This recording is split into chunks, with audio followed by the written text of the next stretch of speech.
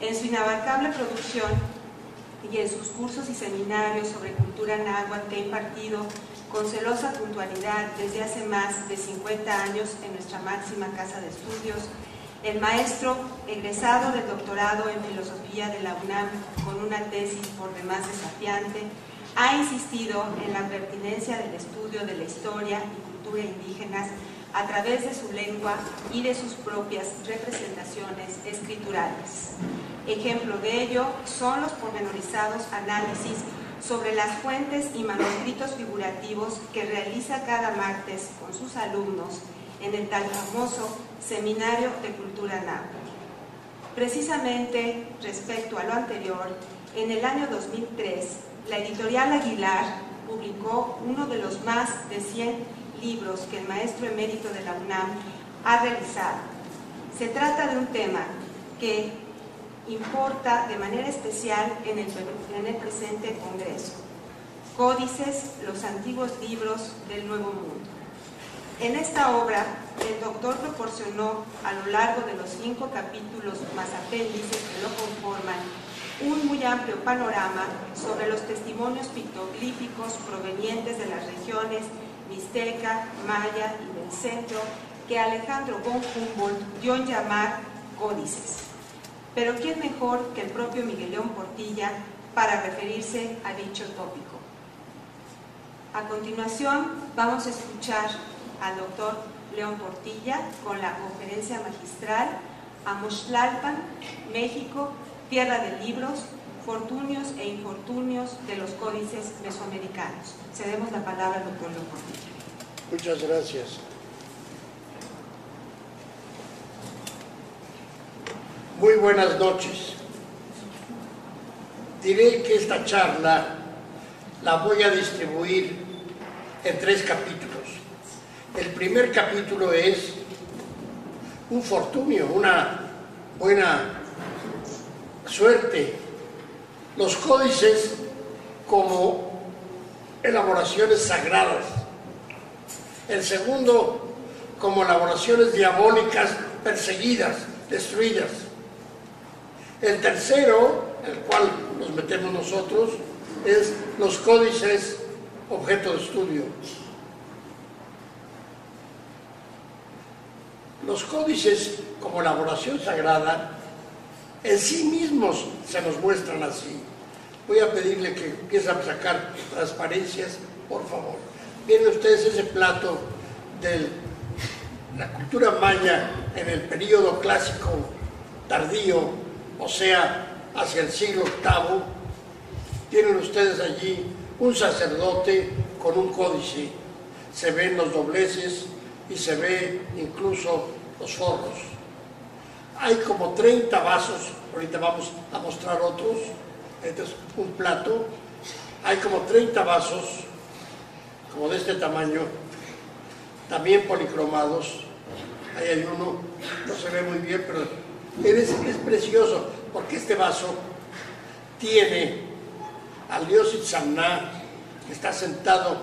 Es decir, para verlo bien habría que desenrollarlo, lo que dicen en inglés roll out, el desarrollo. Se ve al dios, le está sirviendo a una muchacha muy bonita una bebida, tal vez balché, y luego hay un conejo ahí sentado que está llevando, como quien dice, la crónica de lo que ocurre. Hay como 30 vasos de estos cuyo tema central es el códice mismo. Estos de por sí son vasos códice, tienen imágenes y tienen arriba inscripciones. Hoy día la escritura maya en gran parte ha sido ya descifrada. Es una escritura logosilábica.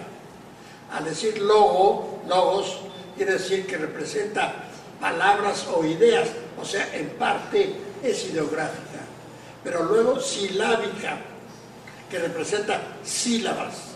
Sílabas, diríamos, léxicas, pero también sílabas de organización morfológica, sílabas que permiten darle a la palabra el sentido que quiere uno expresar. Si es sustantivo, adjetivo, adverbio, verbo, en primera persona o en segunda, o lo que sea. Fray Diego de Landa, uno de los grandes destructores de códices, en su obra sobre la cultura de Yucatán, la nación de Yucatán, tiene una especie de alfabeto. Los mayistas se reían, ¿qué alfabeto? Ni qué naranjas, hombre, ¿cómo tener alfabeto? Pero hubo un ruso, estuvo aquí, lo invitamos nosotros, Yuri Norosov. Yuri Norosov dijo, claro que no es un alfabeto, es un silabario. Y entonces empezó a hacer juegos, a ver, Pabelingobú, Cacacacacu, etc. Y a medida que identificaba una sílaba, avanzaba hacia otra. Es como que con un rompecabezas, ¿verdad? A medida que ustedes llenan, va siendo más fácil. Desde luego que hay un problema que existe en la escritura maya. La escritura maya, entre paréntesis, ¿se oye bien al fondo? La escritura maya no llegó a estar estandarizada completamente. ¿Qué quiero decir con esto? Que no siempre se usó el mismo glifo para representar, por ejemplo, el sonido pa. Es el primer problema. Sonido pa o cualquier sílaba. Entonces, unas veces se valían de la estilización de una palabra que comenzaba con P y seguía con pa, y otras veces de otra. Entonces variaban o varían los glifos. Todos los alfabetos y todos los silabarios del mundo han seguido la misma pauta. Por ejemplo, el más antiguo, que diríamos fenicio, en el fondo es egipcio, es lo mismo. Ahí sí es alfabeto, un alfabeto sui generis, pero alfabeto en que, por ejemplo, la A se toma el símbolo de Aleph, que es buey, la B se toma el símbolo de Bet, que es casa, Betel, casa de Dios. Y entonces, poniendo ese símbolo, se junta con otro y con otro y con otro. Bueno, de allí viene la escritura fenicia, que dicen, sobre todo los libaneses, si hay libaneses estará contento, y lo que voy a decir no es probablemente crítica, sino precisión. La escritura fenicia es una escritura incompleta todavía. ¿Por qué? Porque las lenguas semíticas, y probablemente la lengua fenicia antigua era semítica, los libaneses son sucesores de los fenicios, son mercaderes en general, ¿no? La escritura surgió como una necesidad económica. O Marx, tienes razón en muchas cosas, ¿no? Pues sí. Y esa escritura pone énfasis en las consonantes. Las lenguas semíticas de tal manera existen que lo importante es leer la consonante. En Israel, donde actualmente otra vez existe y tiene vigencia la lengua hebrea, también semítica, no usan las vocales. Bueno, usan ciertas vocales, pero no a la manera antigua, con unos signos que ponían debajo para enfatizar. Yo, desde hace muchos años, con mi maestro Garibay, aprendí a leer el hebreo, pero no a leer de perico, no crean que bien, nada más, bueno, algunas palabras sí, pero es decir, leía los glifos, la escritura, los signos. Estando en Israel, como me faltan las vocales, ya yo no sabía bien, ¿verdad? Pero, ¿qué quiere decir eso? Que no fue una escritura completa. ¿Quiénes inventaron la escritura completa? A ver, ¿quiénes? Los griegos.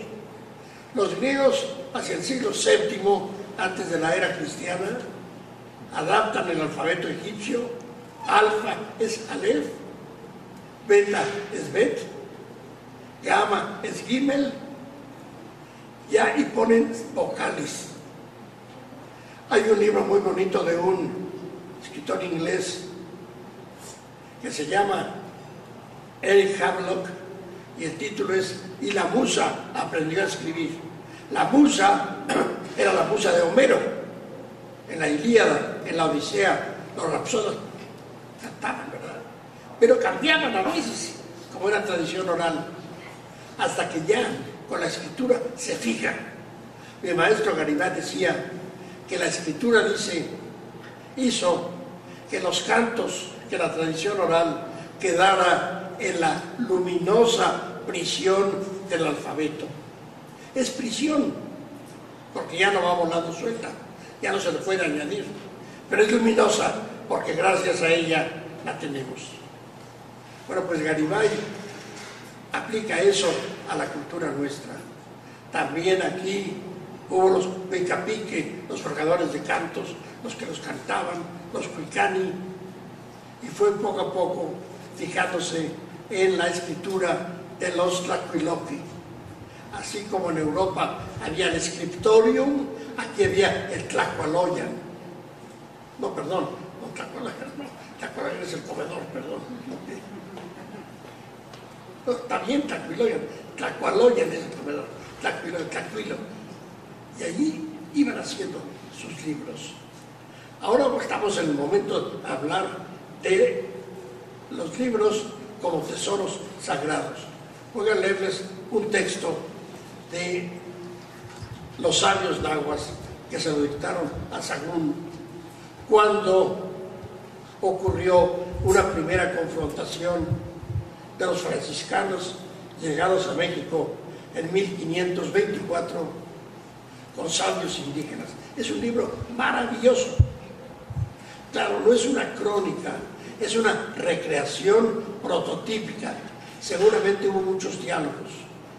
En la edición que yo hice en el Instituto de Investigaciones Históricas, hoy por desgracia agotada, aparece el texto en náhuatl y la versión española.